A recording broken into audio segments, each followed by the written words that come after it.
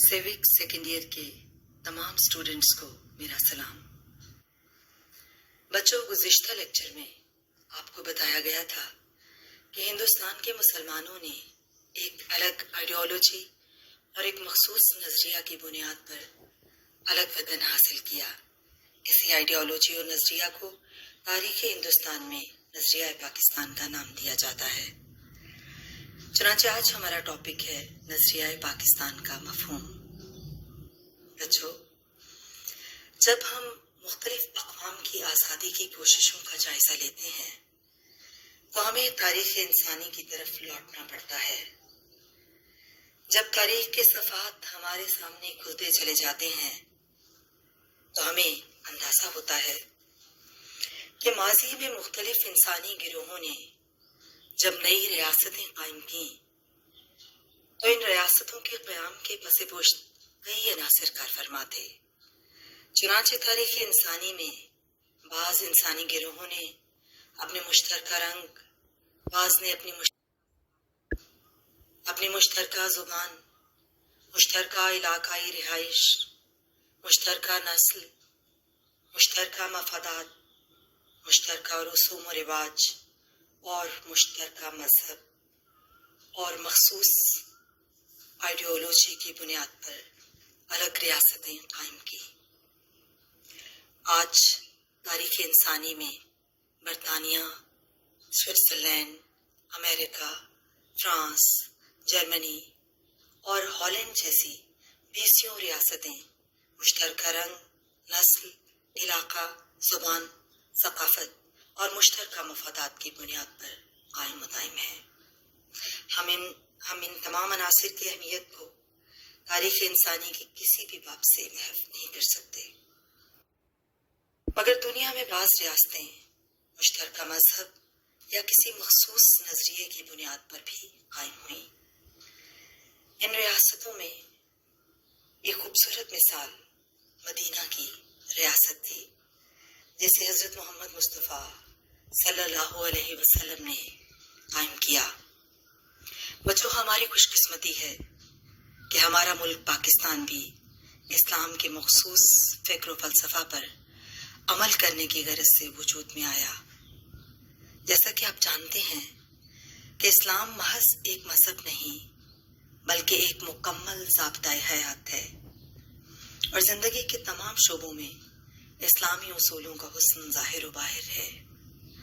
यह हुस्न महज ख़याली तसव्वुरात पर मबनी नहीं बल्कि इसका अमली और खूबसूरत नमूना हज़रत मोहम्मद मुस्तफ़ा सल्लल्लाहु अलैहि वसल्लम की ज़िंदगी में हमने देखा।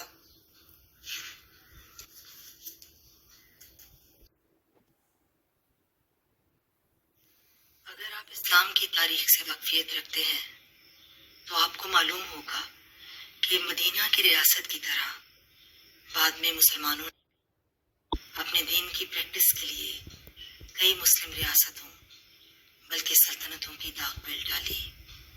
बिल्कुल इसी तरह बरे-सगीर के मुसलमानों ने भी अपने मजहब पर अमल करने के लिए एक अलग वतन का ख्वाब देखा। यूं नज़रिया पाकिस्तान मुसलमानों का एक खूबसूरत ख्याल था।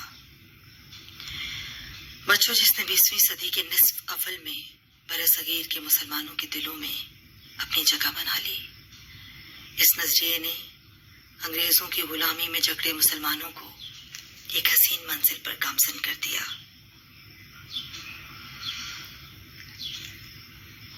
इस ख्याल और इस नज़रिए को समझने के लिए ये बात जानना बेहद ज़रूरी है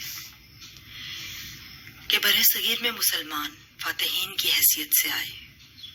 मोहम्मद बिन कासिम से लेकर इब्राहिम लोधी तक और ज़हीरुद्दीन बाबर से लेकर बहादुर शाह ज़फ़र तक मुसलमानों ने किसी न किसी तरह यहाँ के सियासी निज़ाम पर अपना तसल्लुत बरकरार रखा।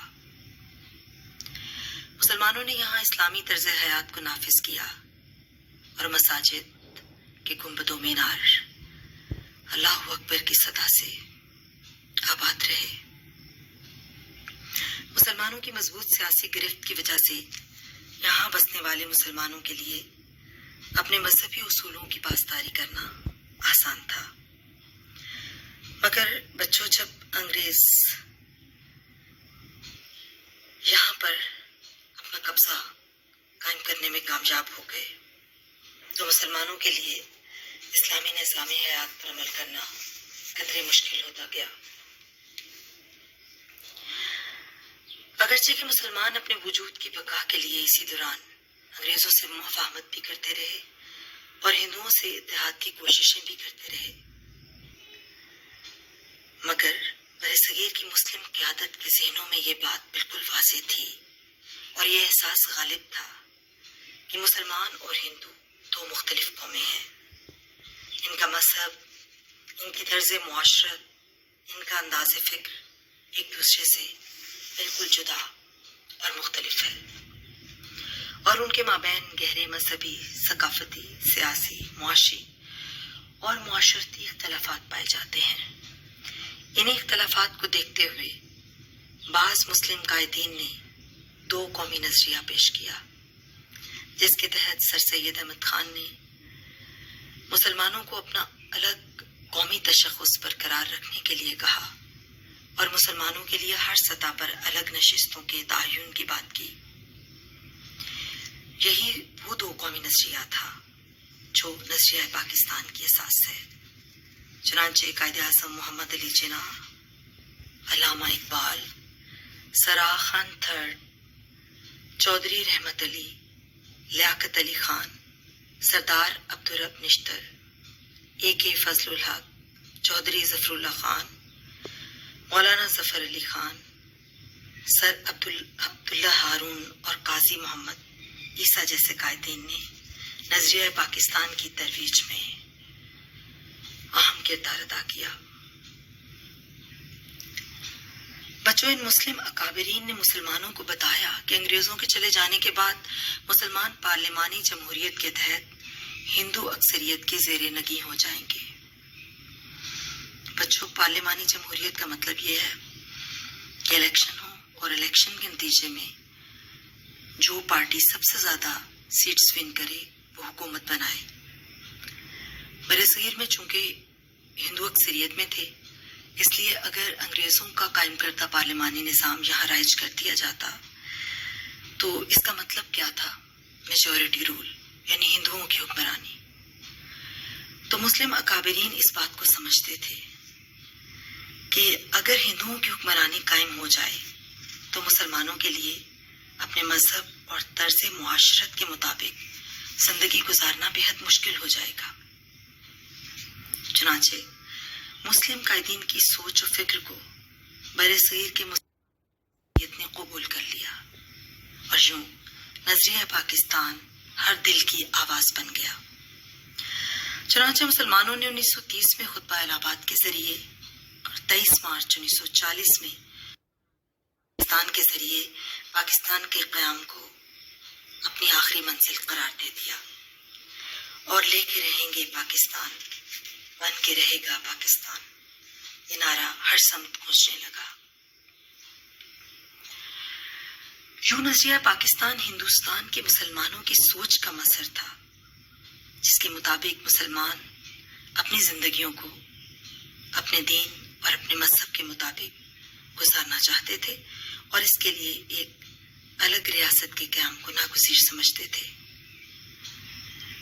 چنانچہ نظریہ پاکستان جب مسلمانوں کی اکثریت کی دل کی دھڑکن بن گیا تو پھر یہ نظریہ حقیقت بن گیا اور 14 اگست 1947 میں پاکستان مارز وجود میں آ گیا۔